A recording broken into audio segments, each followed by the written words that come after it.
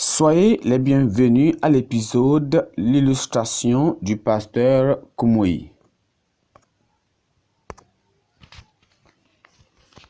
Nos alentours, je vous ai dit et que vous n'allez pas vraiment savoir ou bien croire en cela, que cela réduit l'église à rien.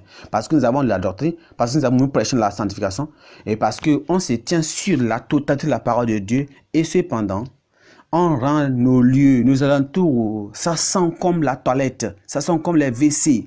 Et ces lieux-là qui sentent comme la toilette, ça sent comme les matières fécales. Et on dit, oh non, on s'en fout pas mal, parce que Dieu ne regarde pas de ce qui se trouve autour de nous, c'est ce qui est dans nos cœurs. C'est le seul verset que les gens connaissent. Et alors, ils rendent leurs alentours sales. Et ils disent, oh, est-ce que vous avez entendu de Jésus? Est-ce que vous avez lu de Jacob, que Jacob marchait, il n'y avait aucun bâtiment.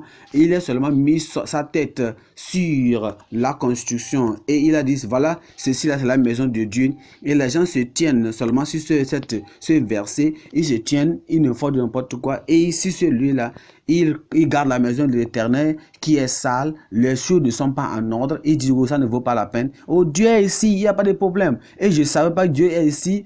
Et c'est lui qui est en train de sentir. Et oh, c'est ça qui va nous, c'est cette fois-là, c'est là où qui va nous amener au ciel. Non, cela peut rendre l'église faible.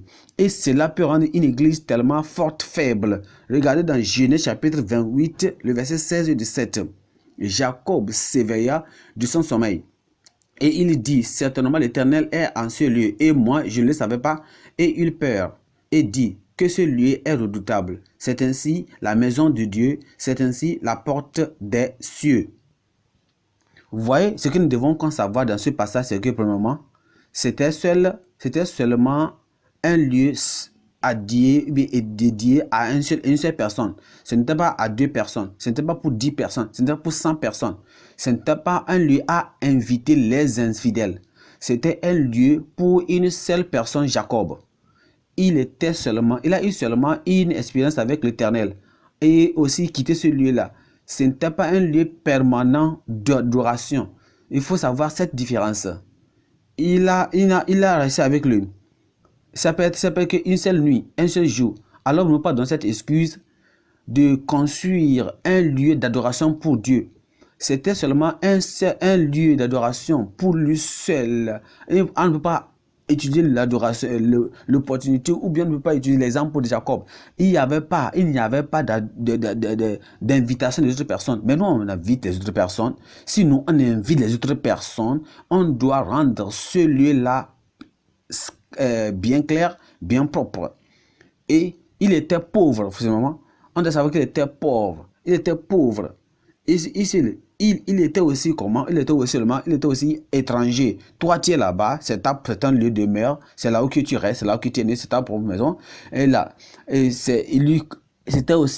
était seulement là-bas. Toi, tu es là-bas, lui, il était seul, il n'était pas marié, lui, il était un prédicateur seul. Mais toi, tu es marié, tu as des enfants, tu as une maison. Et celui-là qui est pauvre, qui est célibataire, qui n'a rien, lui, il était seul. Il a eu un rêve cette nuit et il a eu une relation, adoration avec l'Éternel. Et il dit, c'est là la maison de l'Éternel. Je savais que Dieu est ici. Ça peut être que tu vas quelque part, tu trouves un lieu, tu dis, ah, combien je peux payer ici? Tu dis, ah, tu vois, celui-là, on gère seulement que les ordures ici, là. On ne peut pas te demander de donner l'argent. N'importe quoi que tu nous donnes, on va accepter seulement. Là-bas, on gère les ordures. Mais tu viens, tu nous dis que tu as trouvé un lieu. Et tu dis, tu as trouvé un lieu, tu as trouvé un lieu. On te demande maintenant après, combien tu as gagné ce lieu-là. Il dit, oh, moi je sais que ce lieu n'est pas propre, mais Dieu ne se occupe pas de cela. Dieu regarde le cœur. Non, Dieu se concerne de ce quoi? Dieu se concerne de toutes ces choses. Parce que la Bible dit, on va se dénier. Si on va se dénier des bancs, des tables, des chaises, on va s'asseoir. Est-ce que si même vous visitez un incroyant, est-ce qu'il va vous donner la terrasse de vous s'asseoir? Quand vous invitez les gens à venir rester avec vous, est-ce que vous allez les demander? Est-ce que vous allez les demander à s'asseoir par terre? Non, regardez ces enfants d'université, on les enseigne des choses. Comment faire l'architecture, comment construire construire, comment développer les lieux, l'État, le pays, les lieux, leurs maisons, comment se suivre.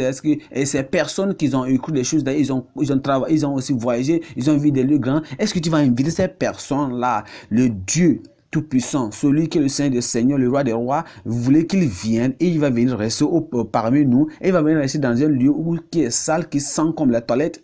Et on doit savoir que les lieux que nous adorons, si ces lieux ne sont pas saints, ces lieux ne sont pas clairs, ces lieux ne sont pas propres, on n'aura pas la vraie présence de Dieu. Deutéronome chapitre 23, verset 12. Ici, alors, tu auras un lieu hors du camp, et c'est là dehors que tu iras. Tu auras parmi ton bagage un instrument dont tu te serviras pour faire un creux et recouvrir tes excréments quand tu voudras aller dehors. Car l'Éternel, ton Dieu, marchera au milieu de ton camp pour te protéger et pour livrer tes ennemis devant toi. Ton camp devra donc être saint, afin que l'Éternel ne voie chez toi rien d'impur et qu'il ne se détourne point de toi. Tu livreras point à son maître un esclave qui réfugiera chez toi après l'avoir quitté. Vous voyez, un lieu, un entourage, notre environnement sale peut nous rendre faibles et on ne peut pas rester en Dieu. Vous voyez, si vous trouvez que vous avez un district, et il y a des saletés, il y a des ponts, il y a des saletés, il y a des mardes, il y a des nappes d'eau, et là-bas, les enfants vont là-bas, ils urinent là-bas, les enfants vont, ils urinent là-bas, ils chient là-bas, les rues là commencent à s'en... Et il y a les mouches qui sont en train de tourner là-bas, et ça fait du sang, ça dégage une odeur nauséabonde. Les gens ne peuvent même pas venir dans votre église, ils ne peuvent pas prêcher, ils ne peuvent pas prier, ils ne peuvent pas prier, ils ne peuvent pas écouter la parole, parce que quand en voulant s'asseoir dans l'église et écouter la parole de Dieu, l'odeur qu'ils écoutent, tout cela va les déranger. Alors, qu'est-ce que nous allons faire? Il dit quoi? Pour votre camp, l'Éternel Dieu dit quoi? Votre camp doit être comment? Saint, pur, clair, propre. C'est ça. Parce que la propreté et la sainteté et la pureté est proche de la sainteté. Nous devons être clairs et propres. Voyez, quand les gens viennent de leur maison, ils viennent d'un bon lieu, d'un entourage bien propre. Alors ils viennent même dans le samedi, dimanche, ils vont quitter leur maison et venir pour adorer Dieu à l'église. Et les chaises que nous avons dans notre église, ce sont les chaises de l'école primaire. Et on n'a même pas la table, on n'a rien. Et les gens, mais cette personne qui vient, quand on l'invite là, il a un bureau, il a un bureau, une bonne table, il a une bonne chaise. Et maintenant cette personne vient, cette personne vient dans ton église, tu lui donnes un banc d'école primaire. Tu lui mets, ça peut être qu'il est géant, c'est pire, il ne peut même pas s'enfoncer, il souffre, et il va comment? Et maintenant, il ne peut même pas rester pour écouter la parole de Dieu, parce que cette église-là ne peut pas aller en avant dans l'évangélisation. Cette église ne peut pas grandir numériquement. Cette église ne peut pas s'élever, parce que nous disons que nous sommes forts dans l'enseignement de la Bible, nous sommes forts dans l'enseignement biblique, nous sommes forts dans la sainteté, nous sommes forts dans l'enseignement, non, dans la prédication. Et Agé, regardons dans Agé. Retournons dans Agé chapitre 1. Agé chapitre 1.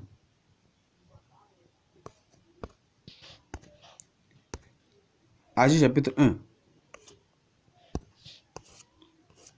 Il dit, le second année, ainsi par l'Éternel des armées, ce peuple dit, le temps n'est pas venu, le temps se rebâtira de la maison de l'Éternel. C'est pourquoi la parole de l'Éternel fut adressée par Agé, le prophète, en ces mots. Est-ce le temps pour vous d'habiter vos demeures, d'appriser quand cette maison est détruite, ainsi par l'Éternel? Vous voyez ce que le Seigneur Dieu dit? Il dit, regardez là où que vous habitez, regardez là où que maintenant vous adorez. Regardez votre propre maison. Cette maison est bien tollée, elle est bien couverte, et là c'est votre propre lieu de demeure. Regardez là où que vous adorez maintenant. Ça peut être que c'est une tente, ça peut être que c'est une caravane. Qu'est-ce que le Dieu, le créateur de la terre et du ciel, regardez là où vous viviez, là où que vous adorez, ça ne peut pas être juste. Ce n'est pas juste que le prédicateur, que que ça ne peut être que, ça ne peut jamais être, ça ne peut pas jamais être juste que le prédicateur va jouir d'un bon lieu, d'une bonne demeure à rester, d'un bon environnement. Et Dieu, le créateur du ciel et de la terre, demeure dans la saleté. Non. Fais toute chose pour à la gloire de Dieu. Si ça doit être pour la gloire de Dieu, notre avant tout doit rendre gloire à Dieu, doit glorifier Dieu. On doit avoir la propriété. On ne doit pas avoir la sainteté parce qu'on va inviter les pécheurs, on va visiter les gens du monde à venir. Ils ne doivent pas venir trouver cette saleté parce que ça peut les répudier, ça peut les empêcher de pouvoir venir encore la seconde fois. Et voyez, les gens viennent, on dit, oh, il n'y a pas de problème. S'ils viennent, quoi qu'on invite les personnes, quand ils viennent, ils viennent. Quoi qu'ils viennent et ils voient et ils entendent, il n'y a pas de problème. Nous, ce que nous faisons, on veut qu'ils viennent et qu'ils entendent la parole de Dieu. Mais vous voyez, ces personnes sont de hautes personnalités. Ils viennent de la société, ils viennent des villes, ils viennent des lieux tellement propres. Et ils viennent dans ce lieu parce que vous croyez que vous avez la parole, vous avez ceci et cela. Et ils viennent après avoir écouté ce que vous dites et sortir parce que ces lieux sont tellement nauséabonds. Après avoir quitté ce lieu, ils ne vont plus revenir parce que d'autres même peuvent se dégager ou bien avoir certains malaises. Oh, non, les autres disent, oh, on a seulement besoin d'un bon microphone. On a besoin d'un bon microphone, c'est tout. Pour parler, pour crier, c'est tout ce que non, ça peut être qu'on a les choristes. On doit avoir les gens qui seront en charge du nettoyage de l'église. On doit avoir les gens qui sont responsables du nettoyage de l'église, de rendre l'église claire et propre. C'est ça qui va nous aider à grandir et ici, on peut inviter n'importe qui, pour venir ici. Merci. Je crois que vous êtes vraiment saisi d'une bonne entente de cette illustration de notre pasteur Koumoyi. Alors, rejoignez-nous encore la semaine prochaine pour une autre épisode d'illustration du pasteur Koumoyi.